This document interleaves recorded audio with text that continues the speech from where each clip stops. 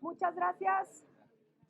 Muchas gracias a todas y a todos nuestros compañeros de medios de comunicación por hacer esta cobertura el día de hoy. Como saben, en el grupo parlamentario del PRI, del Partido Revolucionario Institucional, cada uno de los legisladores que formamos parte de esta gran legislatura aquí en la Cámara de Diputados estamos comprometidos con y para la gente. Hay temas que definitivamente golpean a nuestro país, por eso el día de hoy estaremos dándole la palabra a varios de nuestros compañeros. Primero estaremos escuchando al diputado Erubiel Alonso. Sabemos que es trágica la situación que está pasando en Tabasco, el tema de violencia. Él estará extendiendo un poco más de este tema. También le cederemos la palabra a nuestro compañero legislador, el diputado Alejandro Domínguez, hablando de cómo se ha golpeado la economía también del ámbito ganadero.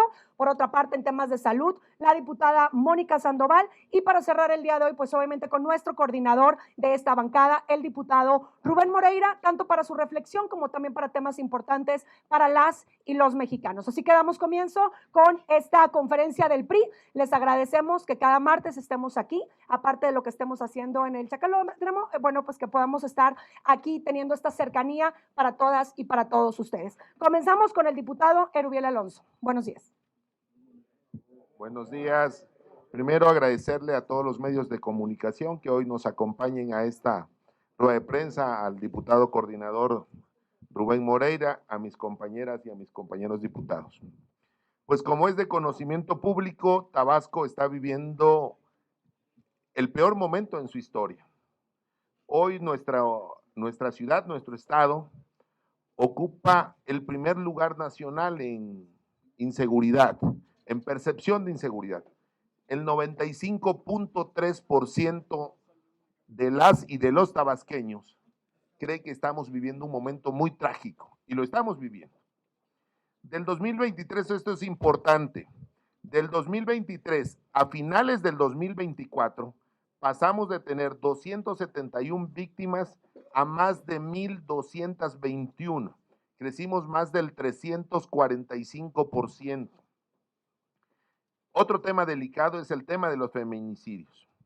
Pasamos de tener 18 a 38, crecimos más del 120%. Estos datos son de la administración del gobernador Javier May, gobernador morenista. Por cierto, quiero acotar que la presidenta Claudia Sheinbaum había comentado el jueves pasado en la mañanera que hoy martes iba a dar la estrategia, iba a dar a conocer la estrategia de seguridad del estado de Tabasco.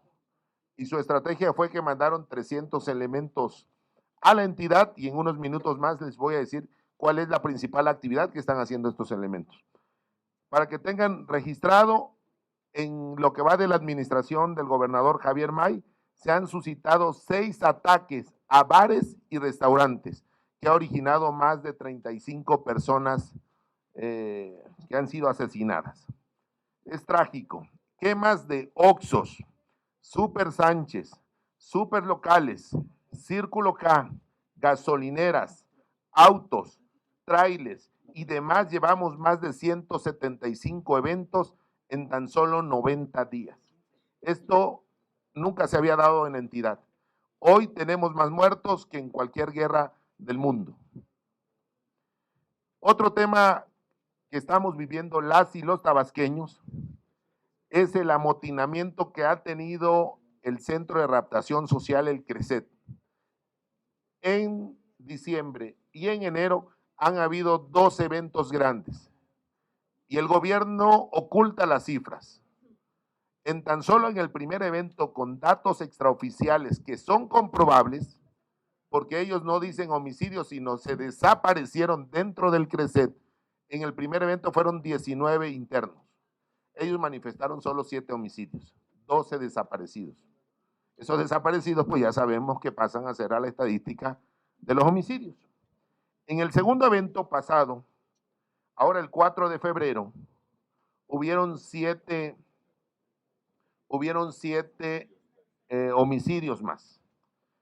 Ayer el gobernador dijo que va a sacar el CRECET, lo va a cerrar y se va a llevar el CRECET a un centro federal de readaptación social en el municipio de Huimanguillo. Esas ocurrencias del gobierno pues dejan mucho que desear, porque también cuando el ataque a los bares y restaurantes, el gobierno dijo que iba a reducir el horario de las prestaciones de servicio, es decir, para que disminuyera precisamente las situaciones. Por eso nosotros reconocemos la propuesta del Comité Ejecutivo Nacional de nuestro presidente Alejandro Moreno en el tema del SAR antidrogas. Estamos firmes, puestos y es necesario en todo el país, y en este caso en el tema de Tabasco. Ahora otro tema delicado que estamos viviendo las y los tabasqueños, que no se había dado en más de 20 años, es el tema de los secuestros. Todavía el día de ayer, en el primer cuadro de la ciudad, frente a la biblioteca llamada SICON, o la zona llamada SICON, la biblioteca Pino Suárez, hubo un evento de un levantamiento de un empresario local. Ya las y los tabasqueños no podemos vivir en paz. Está complicado. Y quiero cerrar mi intervención con lo siguiente. El anuncio del secretario de Seguridad Pública, Omar García Harfuch, y de la presidenta de enviar los 300 elementos al Estado y a la entidad, ha dejado mucho que desear. Porque el día de ayer ya es nota, ya está en los diferentes medios, y por eso no quisimos dejar de pasar la oportunidad de señalarlo y de comunicarlo. Estudiantes de menos de 18 años, escúchenlo muy bien, estudiantes del CECITE, número 7, con sus padres de familia, con sus papás, se manifestaban solicitando la ampliación de maestros y la solicitud de que tuvieran el tiempo laboral. ¿Qué hizo el gobernador por indicaciones de la Secretaría de Educación y del gobierno y de la Secretaría de Gobierno? Mandaron estos elementos que deben de ir a combatir la inseguridad, mandaron a combatir y a reprimir y echarle garrote a los pobres alumnos y a los padres de familia. Les anuncio también que la ley Garrote fue una ley que el gobierno de Morena anterior aprobaron con su mayoría en el Congreso del Estado. Es decir, solamente usan para reprimir a las manifestaciones la fuerza pública. Agradecerles mucho, agradecerle coordinador y agradecerle a mis compañeros. Puntual, Tabasco está viviendo el peor momento en su historia de este gran estado y pasamos a ser del Edén al infierno. Muchas gracias. Agradecemos al diputado Erubiel Alonso por su preocupación, obviamente por su tierra, por Tabasco y esta ola de violencia tan fuerte y lamentable que se vive en su entidad. Pasamos ahora con el diputado Alejandro Domínguez, que estará platicando a continuación, como les comentaba, de las afectaciones económicas directamente en el sector ganadero. Muchas gracias, muy buenos días, amigas y amigos de los medios de comunicación. Con el permiso de nuestro coordinador, diputado Rubén Moreira. Gracias, coordinador. Estimadas amigas y amigos de los medios de comunicación, este tema que estamos tratando tiene que ver con un punto de acuerdo que presentamos el año pasado. Los diputados federales del PRI y particularmente quienes somos del estado de Chihuahua, presentamos un punto de acuerdo en razón de una plaga denominada el gusano barrenador que afecta a la ganadería, que afecta a la exportación del ganado. El año pasado presentamos este punto de acuerdo con la finalidad de que se establecieran medidas preventivas en el cierre de la frontera sur, ya que está entrando mucho ganado de carácter ilegal, y esto ha propiciado y propició pues que la plaga del gusano barrenador llegara al país, y esto propició que las fronteras se cerraran a la exportación. Fueron 3 meses de cierre de la frontera para poder exportar ganado en toda la zona norte del país, y este cierre de frontera viene a plantearnos a quienes somos de estos estados, cerca de 80,000 productores ganaderos, quienes en el ciclo agrícola, en este ciclo, perdón, de exportación, batallaron para sacar sus cabezas de ganado y poderlas exportar al territorio estadounidense.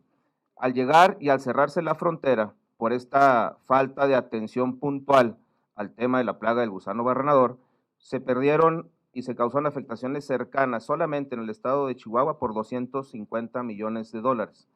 Es decir, en estos 3 meses fue la afectación que se dio en este sector primario en la exportación del ganado.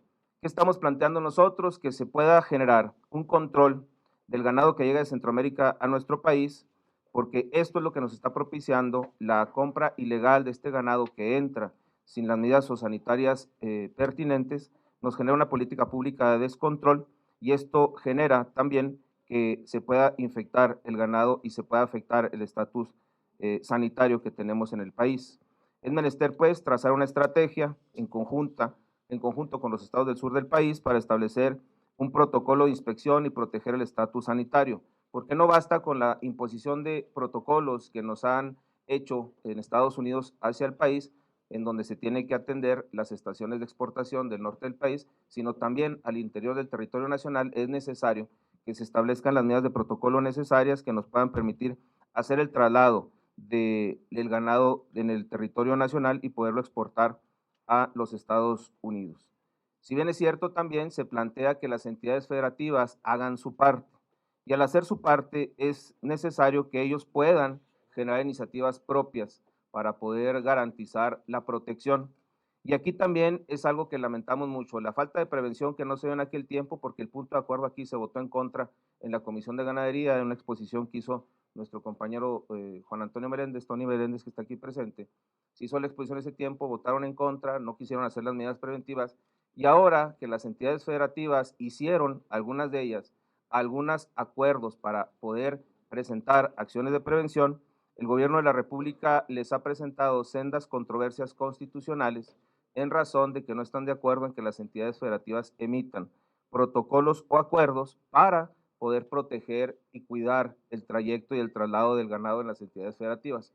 Pongo el caso de mi estado, del estado de Chihuahua. La gobernadora del estado de Chihuahua emitió un acuerdo el 15 de noviembre con la finalidad del año pasado, con la finalidad de establecer puntos de verificación e inspección de ganado, así como de todos sus productos y subproductos a cargo de la Secretaría de Desarrollo Rural para verificar la legal procedencia y el cumplimiento de las disposiciones sanitarias para la movilización de ganado dentro del territorio del estado de Chihuahua.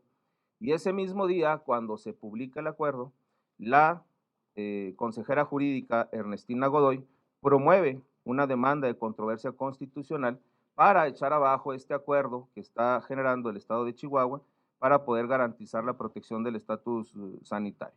Esto nos parece lamentable porque se estableció como una medida cautelar o se pidió una medida cautelar que negó la Corte. Esperamos que la Corte resuelva en favor de la entidad federativa, pero si estamos pidiendo coordinación para poder cuidar el estatus sanitario, si estamos pidiendo coordinación para poder lograr una verdadera exportación del ganado al territorio estadounidense, pues este tipo de medidas nos están afectando. Y también quisiera plantear que esta es una controversia constitucional que se planteó, pero estamos en el riesgo latente, también en el estado de Chihuahua, los diputados locales del PRI promovieron una iniciativa con la finalidad de establecer y intensificar las medidas administrativas, así como sanciones de carácter penal para las personas que afecten el estatus sanitario. Este es un acuerdo con las uniones ganaderas del estado en donde se estableció que aquellas personas que con conocimiento de causa traigan ganado ilegal al estado de Chihuahua puedan tener una sanción de carácter penal.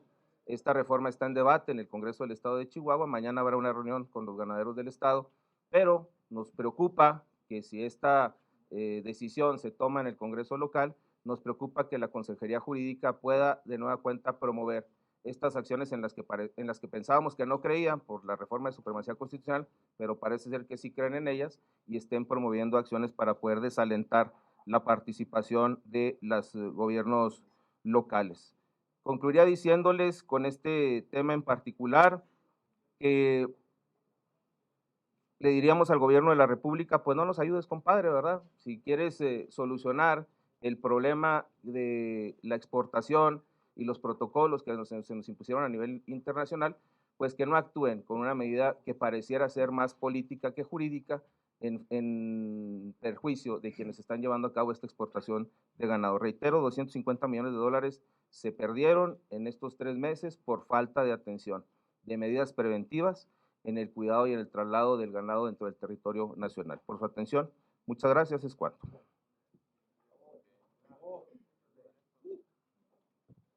Le agradecemos al diputado Alejandro Domínguez por su preocupación, que como bien lo mencionaba, aquí en el grupo parlamentario del PRI fue un tema que desde el año pasado lo compartíamos con ustedes los medios de comunicación. Le cedemos el uso de la palabra a la diputada Mónica Sandoval en temas de salud. Hemos visto a la diputada muy activa en diferentes clínicas por las noches, en la madrugada, al igual que en hospitales, y nos comparte a continuación su sentir.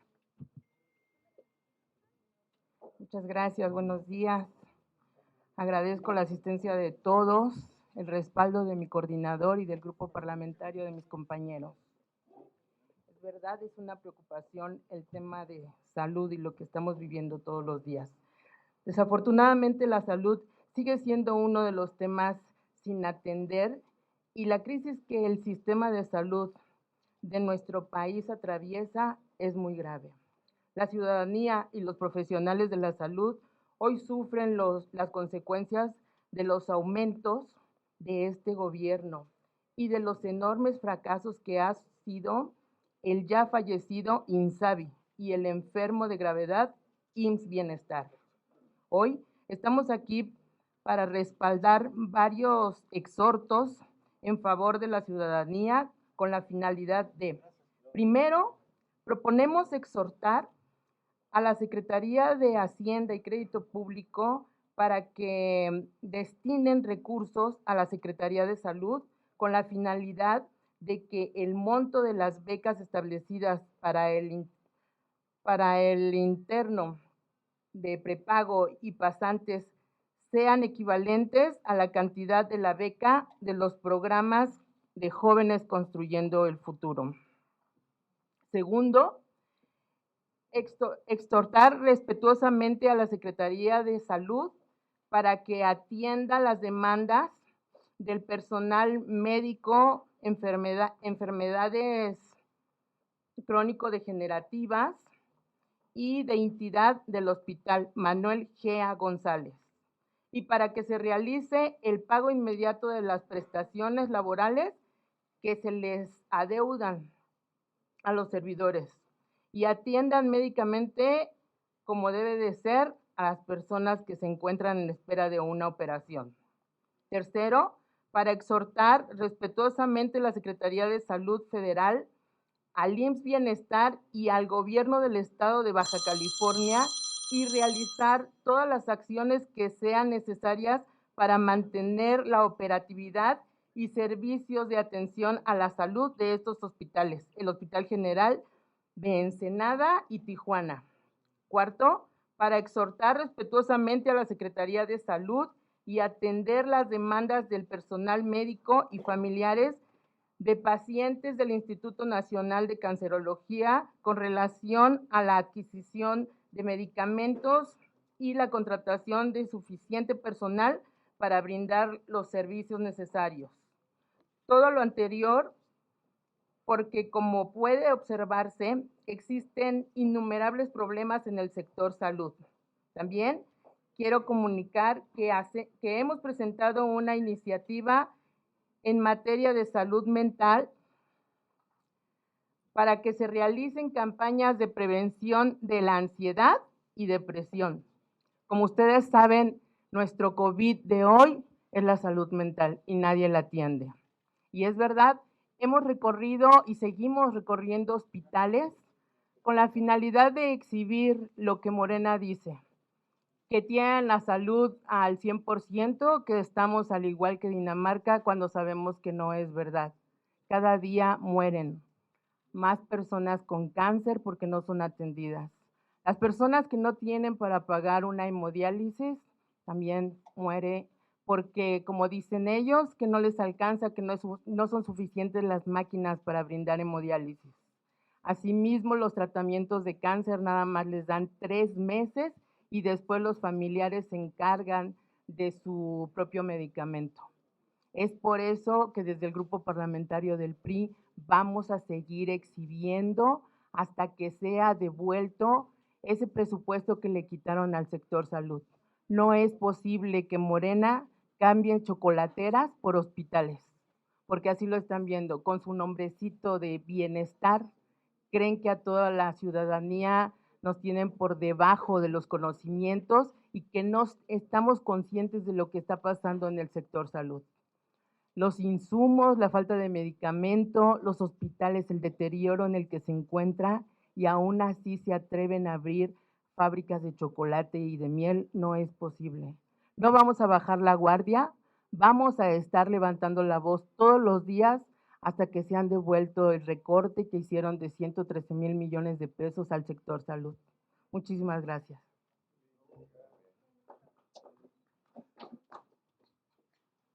Le agradecemos a la diputada Mónica Sandoval por su intervención en tema de salud y ahora también en tema de salud, con el permiso de mi coordinador Rubén Moreira. Me gustaría externar el tema de un punto de acuerdo que hemos presentado como bancada también a través de su servidora. Ustedes lo saben, que desde el año pasado presentamos el tema de cómo nos preocupa y nos ocupa la diabetes tipo 1 en nuestras niñas, niños y adolescentes de todo el país, donde ni siquiera hay un padrón donde se pueda tener el número real de niños que padecen diabetes tipo 1. Entonces, estamos muy emocionados y confiamos en que la Comisión de Salud va a aprobar esta iniciativa, pero hay que recordar algo: de ser aprobada, que confiamos en que así sea, entraría en el presupuesto del 2026. Pero en este 2025, como PRI, ¿qué estamos haciendo? Presentando un punto de acuerdo, porque nosotros, al reconocer que se han bajado los presupuestos en cuestión de salud, en Morena, ¿qué nos dicen? ¿Qué nos dice el gobierno federal? Que no, que estamos bien. Entonces tomemos el presupuesto que se ha aprobado, donde por cierto fueron 913 millones de pesos hacia el tema de obesidad para niñas, niños y adolescentes. De ahí tomémoslo para diabetes tipo 1. ¿Con qué intención? Primero, que se haga este padrón en este año, pero que también se le dé el apoyo de insulina que tanto requieren nuestras niñas, niños y adolescentes. Este es este punto de acuerdo donde como PRI seguimos unidos impulsando a nuestra niñez, a nuestras juventudes, y qué mejor que en el tema de salud. Gracias a todos por su atención. Ahora vamos a pasar con nuestro diputado Rubén Moreira para que nuestro coordinador haga su reflexión, obviamente ante ustedes en esta conferencia del PRI, y obviamente también pasaremos después a las preguntas y respuestas. Adelante, coordinador, y gracias por su confianza. Bueno, buenos días a todos. Pues si gustan, pasamos a las preguntas. Sí, ya tuvimos 3 excelentes participaciones, bueno, 4, con esta propuesta de punto de acuerdo. Si tienen alguna pregunta. Caballero, soy Rubén Moreira, coordinador. Buenos días. A mí me gustaría plantearlo otro, si ustedes me permiten. Sé que los 3 temas son muy importantes, son vitales. No uno más, uno menos, todos tienen la misma importancia. Pero también hay una imposición de aranceles al acero, al aluminio. Se supone que habían llegado a un acuerdo, el cual tendría un lapso de un mes, y ya recibimos el primer golpe. 3 cosas rápidamente. La primera, México está enfrentando esta coyuntura en las peores circunstancias posibles, porque los 6 años anteriores se dejó de crecer, el crecimiento fue de 0.8, porque se dejó de invertir en infraestructura y en generar competitividad. No hay electricidad en el norte del país, no hay agua, se destruyeron las carreteras, porque nos aislamos del mundo, nos peleamos como país, ¿no? Nosotros, pues con las grandes potencias, con nuestros aliados hispanoamericanos, con el multilateralismo. Esa es la primera. La segunda es que a nosotros nos gustaría que el gobierno nos dijera todo lo que pactó y en qué condiciones lo pactó, porque si nos vamos al primer informe que hizo la presidenta, es muy distinto al informe que hizo el señor Trudeau y muy distinto al informe que hizo el señor Trump. Y si nos vamos a lo que dice el vocero, que es vocera, la secretaria de prensa de la Casa Blanca, pues es totalmente distinto a lo que se dice acá. Entonces, es importante que nos digan qué pactaron. Pactaron que seamos un tercer país inseguro, pues seguro no podemos ser. O sea, pactaron eso. Pactaron en realidad que se iban a suspender todo tipo de aranceles en un mes, o unos sí y otros no. A mí me queda la duda. Y también qué pactaron en materia de seguridad, porque estos vuelos que están haciendo por parte de los americanos, unos en territorio nacional y otros en territorio de ellos, pues implican de alguna manera una agresión a la dignidad de este país, ¿no? Aquello de los barcos en el Pacífico. Y creo que, con esto termino, creo que el tema de los aranceles en el acero y en el aluminio cae en estas indefiniciones. No vemos una respuesta del gobierno mexicano para nada. Es decir, esta parte de tengamos serenidad. Hace unos años Hace unos años, cuando se hizo lo mismo, México respondió con aranceles hacia los Estados Unidos, hacia ciertos productos de los Estados Unidos. Hoy vemos un discurso nacionalista en México, pero vemos que aceptamos todos los golpes, todos los golpes. Aquí en este sentido, México debe de responder también de acuerdo al golpe, imponer lo aranceles por una parte y la otra nada más. ¿Cuándo se va a llamar?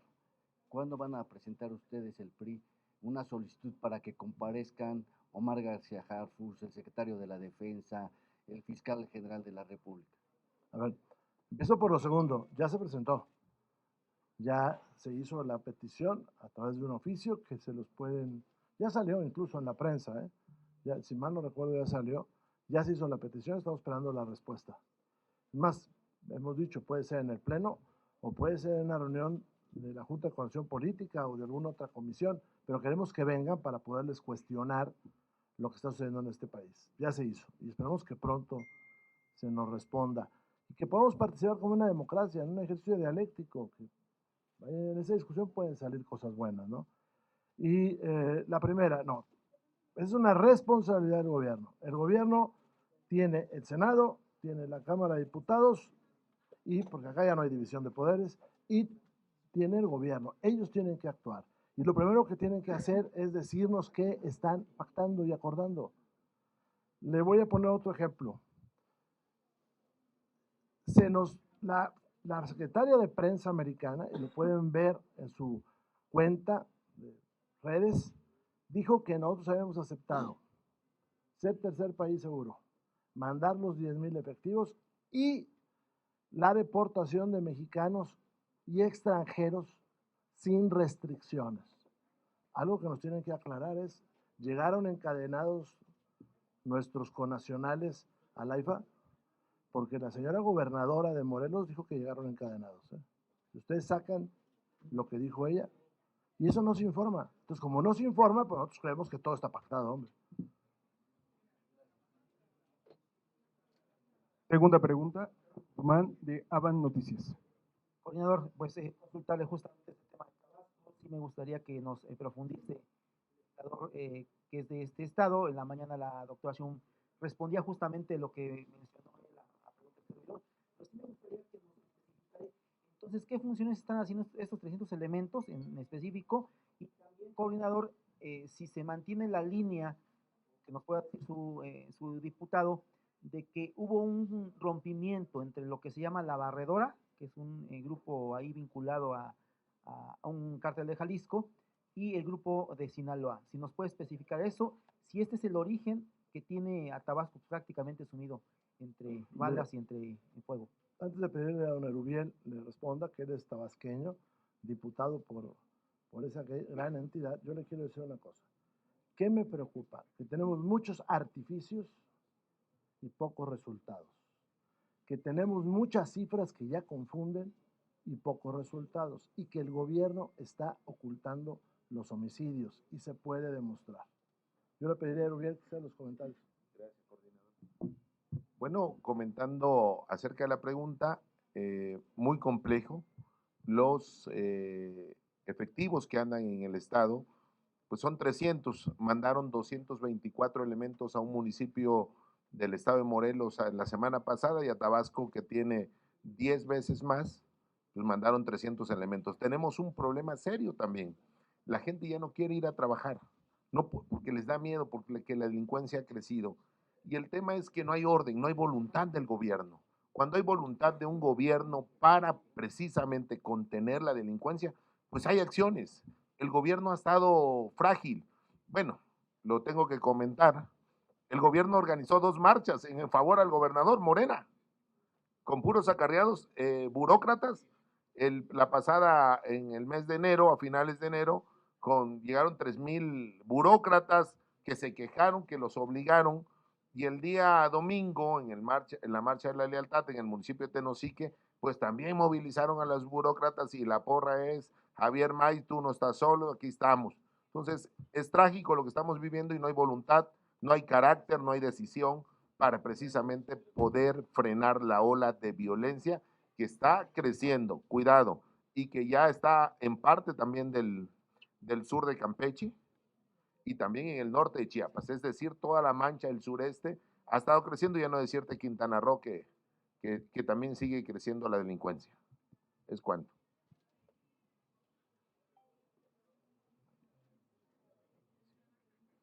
Y la última, pues sí consultarle, coordinador, respecto a ese tema de los aranceles, decía por aquí Paquito justamente del tema, pero sí me gustaría que nos comentara cuál es la perspectiva del PRI, ya están prácticamente caso que se dio de un mes, revisar lo que es el tema de los aranceles, se puede aplicar como ya se aplicó para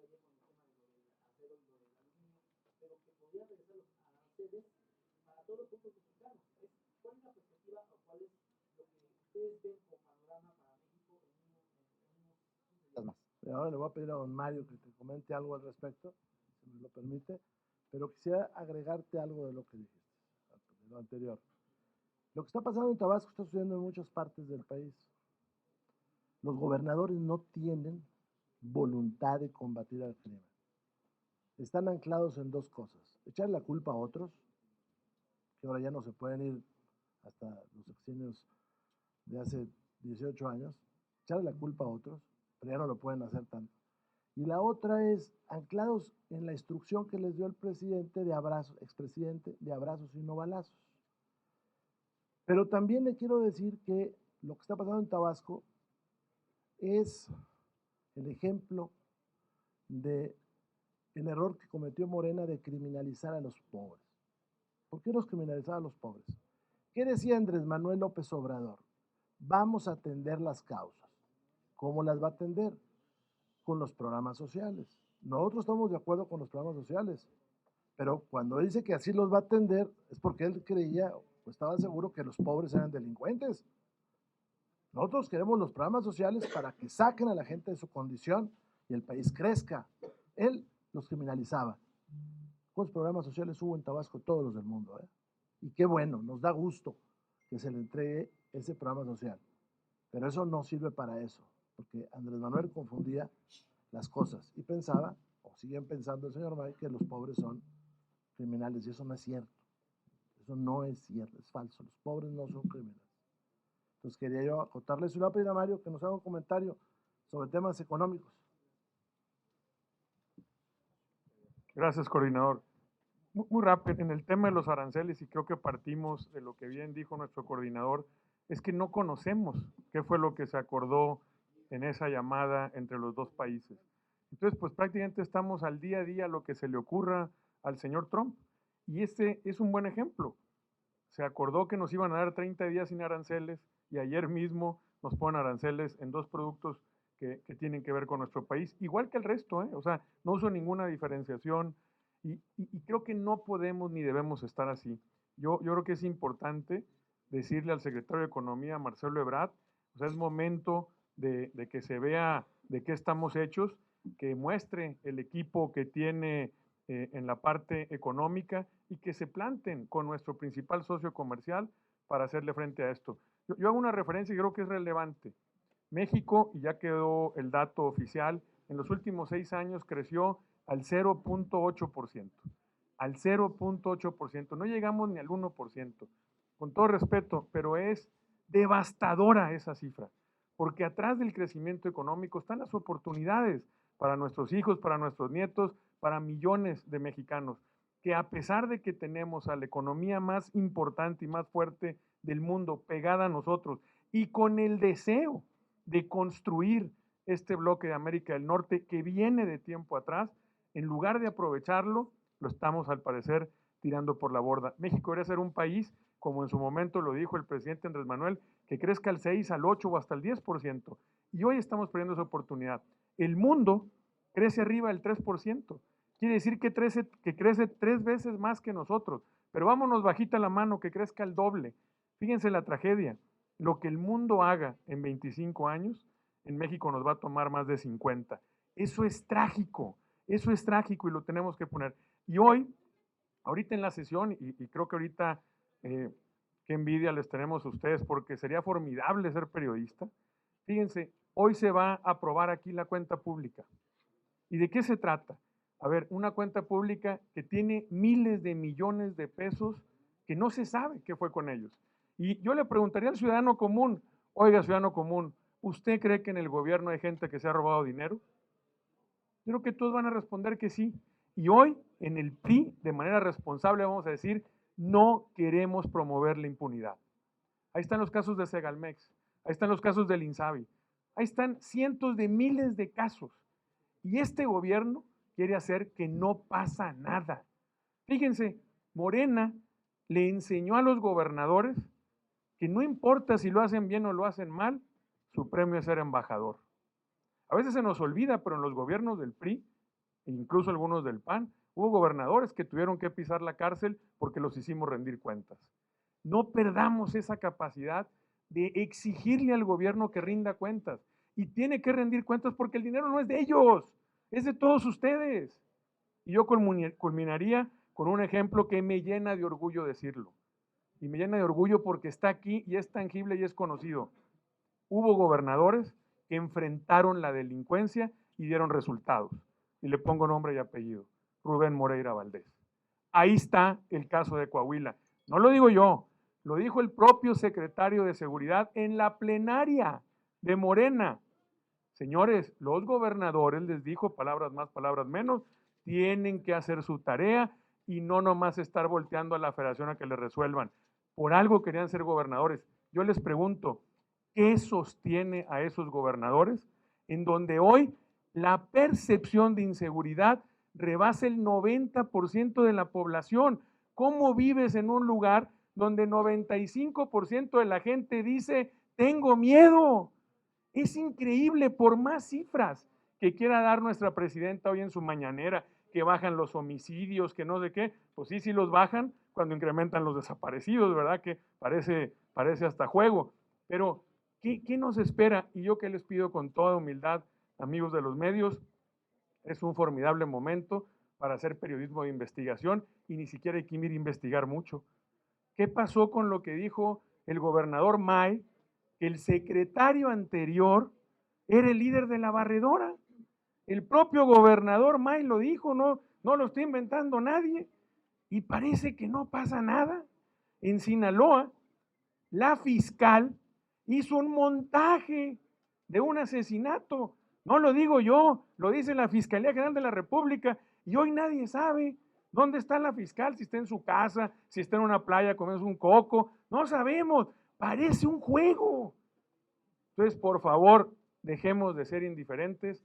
Los mexicanos no merecemos vivir lo que estamos viviendo.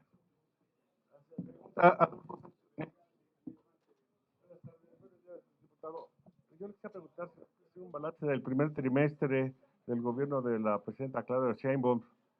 Pues parece que ellas son puras cuentas alegres y no hay una autocrítica de parte de la presidenta. Todos son logros y objetivos y siempre comparan, ya no quieren comparar con el gobierno anterior, sino se van con el presidente Enrique Peña Nieto para justificar sus fracasos o sus cifras alegres. Quisiera tres cosas. La primera, los partidos de oposición y el nuestro, en primer lugar, en voz de nuestro dirigente nacional Alejandro Moreno,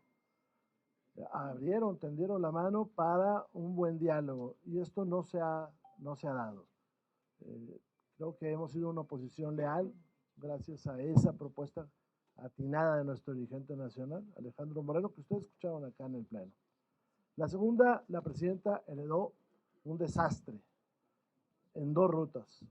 Un desastre en la economía del país y la seguridad del país y un desastre en las finanzas de su gobierno, que son cosas distintas, la economía del país y las finanzas de su gobierno, que la tiene pues inmovilizada.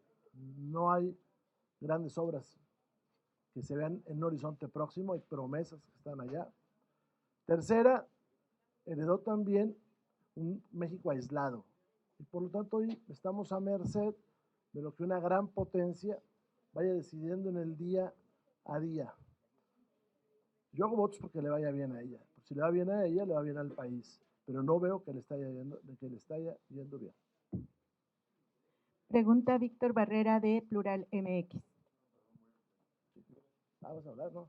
Gracias, buenas tardes. Lo que ha pasado en México es sorprendente. Parece que Claudia Sheinbaum es más encargada del despacho que presidenta de México. Lo digo porque, bueno, ya se está esperando que para el 2030 llegue Andy con todo el movimiento que están haciendo. Pero también dicen algunas cosas. El secretario de Agricultura en noviembre mandó un comunicado diciendo que el gusano barrenador ya se estaba combatiendo en Chiapas y que no llegaría al estado de Chihuahua. Eso. El secretario Osoe dice que el bienestar IMSS es de lo mejor en México y las realidades son otras. La pregunta es muy concreta. ¿Cuándo tendremos a una presidenta o cuándo pedirán ustedes que la presidenta se haga cargo precisamente de ese cargo público que se le dio, según ella, 36 millones de mexicanos, pero solamente pues, gobierna para ellos, porque los otros no existen? Nosotros esperamos que, lo dije hace rato, que la presidenta tenga éxito. Si no le va bien a ella, no le va bien al país. Pero yo agregaría que su equipo no está a la altura de lo que requiere esta nación, que están pensando en los próximos comicios o están pensando en un pasado reciente, pero no están concentrados y traen resabios personales y traen dificultades para comprender el mundo moderno. Me refiero a sus colaboradores. Yo creo que a ellos hay que pedirles que estén a la altura de esta gran nación. No solamente tenemos el problema del gusano barrenador, tenemos el problema del gusano descortezador, que es el que está destruyendo muchos de los bosques próximos aquí a la Ciudad de México. Traemos el problema de que se esperan muchos incendios y Morena quitó los presupuestos para eso. Se trae colaboradores que no le están diciendo la verdad, muchos de ellos.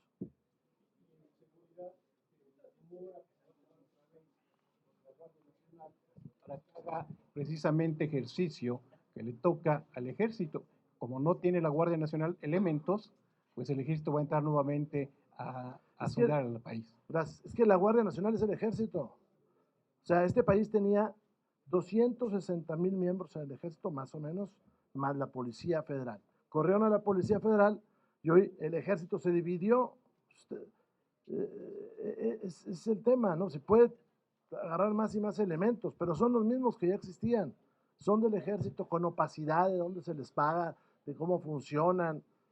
El problema es que el país tiene una dificultad económica y entonces pues se ahorraron lo de los policías. Le voy a poner un ejemplo para terminar y irnos a la siguiente pregunta. Morena, el 5 de febrero del año pasado, cacareó el salario mínimo profesional para soldados, policías, enfermeras, médicos y profesores. Se aprobó aquí en la Cámara de Diputados, se aprobó en la de senadores y en la mayoría de las legislaturas ya está congelado. ¿Por qué? Porque no tienen dinero. O sea, tenían ganas de presumir, pero dinero no tienen. ¿Por qué? Porque si lo pasan, entonces tienen que pagarle más a los policías y no tienen dinero para hacerlo. ¿Por qué no tienen dinero? Porque los despilfarraron en unos aviones que no vuelan, un aeropuerto que no tiene aviones, un tren que no sabemos a dónde va y una refinería que hasta la fecha creo que ha refinado una tina, una cubeta, como dicen acá. Tenemos 3 preguntas más. Ivonne Reyes de Info. Buenas tardes a todos los diputados. Yo quisiera preguntarle, coordinador, respecto a este paquete de iniciativas que envió la presidenta Sheinbaum la semana pasada, ¿no? O en días pasados, pues. Y ellos dicen que van por una reforma muy profunda, ya lo dijeron, en el tema, lo que tiene que ver con el nepotismo, que tiene que ver con la no reelección y los plurinominales. Advierten que van por una reforma muy profunda. Y en el caso del nepotismo, que bueno, pues Morena es un claro ejemplo de ello, ¿no? Ahí está el clan por mencionar, de los Batres. A ver, vamos por partes. Yo creo que rápido es una narrativa. No conocemos la iniciativa, conocemos la que ha circulado, que por cierto tiene faltas de ortografía, de sintaxis y faltas históricas importantes. Porque bueno, hasta al menos ayer que me fijé, la Gaceta del Senado no la había publicado. Primer tema, reelección. Bueno, no, la reelección de diputados, senadores, no la prohibió Madero, ¿eh? Él se refería a la de presidente. Pero, nepotismo. Entonces yo juntaría las dos para hacerle 3 comentarios. La primera, ¿qué quiere evitar la presidenta? la concentración de poder, eso es lo que quiere evitar.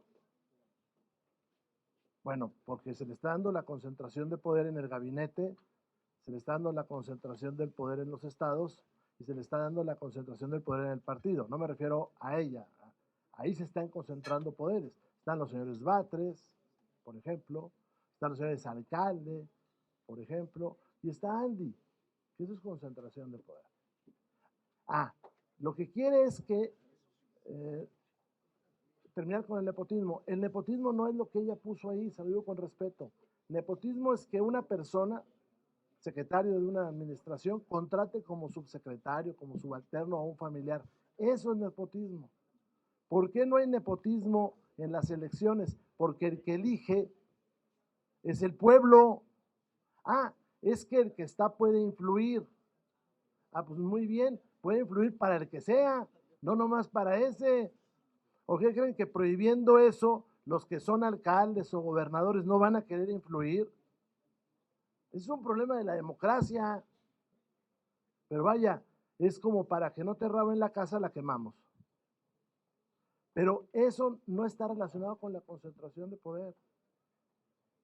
O sea, eso no es nepotismo porque elige el pueblo. Y insisto, si ellos dicen es que influyen, hombre, no me diga que no influyó el presidente Andrés Manuel y el INE no lo paró. Y es el hombre que más ha agredido a mujeres. Hay estudios completos del INE, bueno, del anterior INE, porque este ya no los hace. Entonces, vamos a ver qué dice, vamos a ver cómo lo procesan. El documento que yo vi tiene todos esos errores más huecos que hacen eso peligroso y vamos a ver qué proponen. Ahora, también es importante, y con esto cierro, ¿para quién es el mensaje? ¿Para los señores Gallardo? ¿O para los señores Salgado? ¿Para quién es el mensaje? ¿O para el expresidente? Puede ser, ¿no? Diciendo voy a cortar con todo el pasado. Pero lo que ella dice que quiere lograr no es lo que está escrito, sin decirle que eso no puede ser bueno. Pero no, son dos cosas distintas. O sea, esa iniciativa no elimina el nepotismo en su concepción ortodoxa, ni elimina la concentración del poder. Maru Rojas, de Grupo Fórmula. Y escuchando hace rato en una de las preguntas, en una de las respuestas que ustedes dieron, que no hay manera de que se avance en lo que realmente le interesa, como la seguridad en el estado de Tabasco. El Poder Legislativo está detenido por estas negociaciones. Usted mencionó que no se sabe qué se habló en la conversación para los aranceles, frenarlos un mes, pero se habló también aquí por parte de Ricardo Monreal que si no se legislaban 2 leyes secundarias por sesión, no se iban a tener las más de 70 que se estaban en la mesa directiva.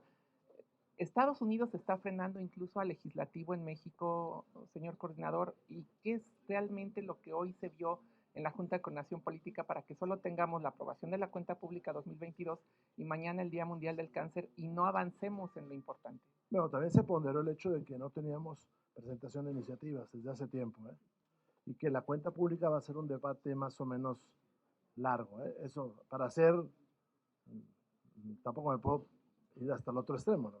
No, yo creo que los americanos no exactamente que estén presionando a la Cámara. Yo creo que hay circunstancias de prudencia que el gobierno federal está valorando, ¿no? Vas contra los transgénicos, porque aquí ya iban contra los transgéneros, ya se fijaron, ¿no? Una compañera, contra los transgénicos, no puedes ir contra los transgénicos. Cuando vas a negociar un tratado internacional con una potencia económica, creo que es anticlimático eso. Yo es lo que creo, ¿no? Ahora, yo creo que el gobierno tendría que reflexionar en esa destrucción del Estado que le está generando debilidades en sus negociaciones internacionales, como lo del Poder Judicial, que es una vacilada, o lo de los órganos autónomos, que nos deja, pues, faltos de capacidad para competir. ¿Pudiera ser la reforma al Poder Judicial? No, yo creo que van encarrerados a destruirlo. Es lo que mejor saben hacer. Por lo que pudiera suceder en la Corte el jueves. Mire, el peligro es que no respetan ya la Corte. Ese es el problema.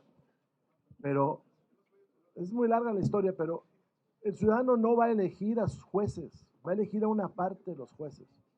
Para empezar, los jueces federales tienen jurisdicción en todo el país, ustedes lo saben, pero están concentrados en 4 lugares, uno de ellos la Ciudad de México.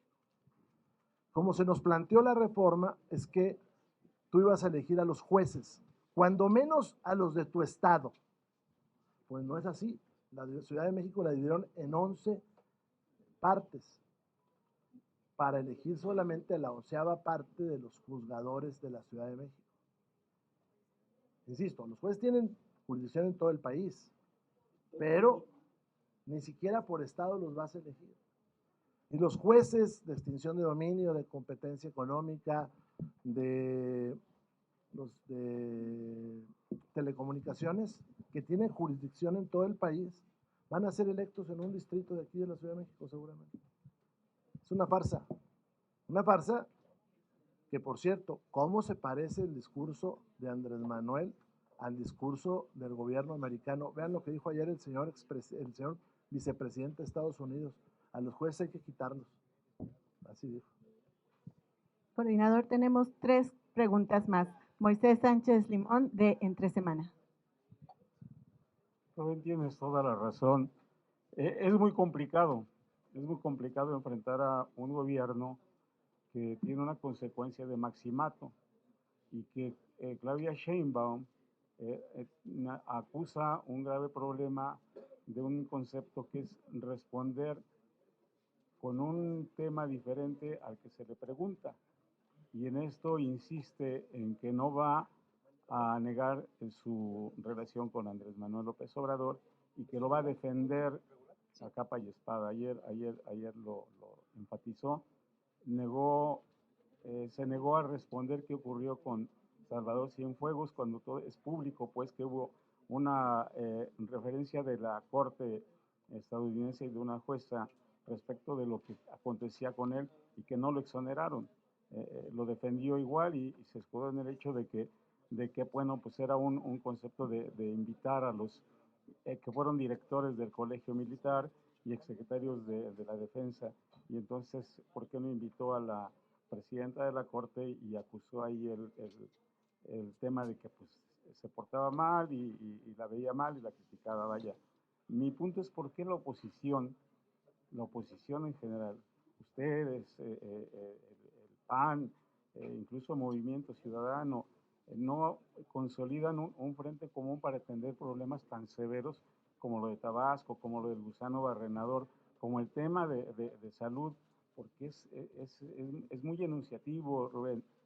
Ustedes suben a tribuna, les demuestran con hechos que están equivocados y les vale un pito, pues. Así son las dictaduras. Por eso, entonces. No, por eso, así son las dictaduras. Sí, por eso. Y en una democracia como nosotros, perdón que te interrumpa, es hacer lo que hicimos.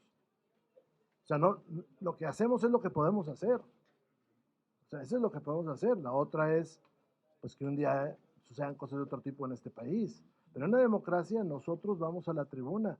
En la democracia se supone que la mayoría atendería lo que está diciendo un opositor si tiene razón. Pero eso no sucede. Entonces, el frente existe. Ustedes lo ven, PAN y PRI hemos estado votando hoy vamos a votarles en contra. Pero ese hasta llega a nuestro límite. Ese es el tema. O sea, si tú aprendes en la televisora todas las mañanas, la gran parte de las señales de televisión están con la mañanera. Así es. Entonces, nosotros vamos en favor de la democracia y haremos lo que la ley nos permite. Por supuesto, pero ustedes son representantes populares, Rubén. Por eso, ¿Por qué no van a sus distritos? ¿Por qué no? Sí lo hacemos. ¿Por qué no? Yo, al menos yo como reportero no veo la reacción de los ciudadanos. Siguen siendo la misma encuestitis y que están a toda madre y que todo lo llevan chévere, ¿no? Entonces, ¿qué pasa con ustedes, Rubén? No, pues nosotros hacemos lo que nos toca. Lo mismo te puedo decir que yo veo la televisión y veo a la ciudadanía. Y veo los programas que critican y veo a la ciudadanía. ¿Qué va a suceder? Pues lo que ha sucedido en otras partes del mundo. Que un día va a quebrar todo esto y van a decir la oposición tenía razón. Pero yo conozco, mira, ahí va acá uno de nuestros diputados, Juan es un hombre que está cerca de su distrito. ¿Verdad? Así es, y todos ellos están cerca de su distrito y venimos a tratar, pero las cosas funcionan de otra manera. Perdóname que te lo digo, un día platicamos, funcionan de otra manera. Yo no quiero ofender al elector, pero lo están engañando. Están engañando al elector hasta el día que quiebre, y lo hemos visto tú y yo muchas veces. Hasta que un día no va a haber dinero para los programas sociales. Y entonces las cosas van a cambiar. No, yo espero que por la vía democrática. No, bueno, pues eso yo no lo quisiera mencionar porque no quiero a mi país violento. Pregunta Héctor Ayala de Entérate. Muy buenas tardes a todos. Aprovechando su presencia, ayer el diputado Polo Hospital de Querétaro Plurinominal pues se va a Movimiento Ciudadano, donde tengo entendido es su amigo. Quisiera saber su opinión al respecto de este tema. Pues él tomó su decisión. Yo me quedo acá en el PRI porque yo creo que acá están los valores de este país y él pues tendrá que enfrentar a su votante y tendrá que enfrentar a su conciencia y tendrá que enfrentar a los queretanos que le puedan hablar sobre este asunto. No, para nada, porque nosotros somos opositores. Nosotros no hemos dado el respaldo a la presidenta, como lo hizo ya MC recientemente. O sea, MC recientemente les dio una carta en blanco al gobierno. Por último, pregunta Claudia Telles de Imer. Buenos días. Para preguntarle, ¿cómo ya nos dice de la elección de personas juzgadoras, pues que va a salir muy mal? ¿Qué tanto está contribuyendo el Tribunal Electoral del Poder Judicial de la Federación con estas decisiones que ha tomado y que en muchas ocasiones parece que ya no pertenece al Poder Judicial? Una confrontación se ve entre ministros de la Corte y los magistrados, 3 magistrados del Tribunal Electoral. Ayer incluso la presidenta de la Sala Superior pedía a la presidenta Norma Piña y otros 3 ministros que se abstengan de debatir el proyecto de uno de los ministros, pero nunca menciona a las otras 3 ministras que andan haciendo pues campaña por todos lados. Miren, yo creo que México perdió la oportunidad de tener una instancia que resuelva los problemas sin llegar a otro tipo de extremos. El gobierno federal, Morena, se está apoderando de los 3 poderes y eso a la larga lo vamos a padecer todos. Al momento en que un presidente de la República no acata una instrucción de un juez, se perdió todo. Ya pasaron todas esas en la historia, que han sido esas cosas. Pero el amparo, el primer amparo conocido, es un juez que se presentó ante un pelotón de fusilamiento y salvó a la mitad, los otros ya los habían fusilado, de los condenados, abrazándoles, diciendo la justicia los ampara. Y el oficial del pelotón lo respetó. Eso es un Estado de Derecho. Lo de acá no es un Estado de Derecho. No tenemos más preguntas. En nombre de nuestro coordinador Rubén Moreira y cada uno de los diputados federales del PRI, les agradecemos su cobertura. Los esperamos el próximo martes. Y va a haber abanico.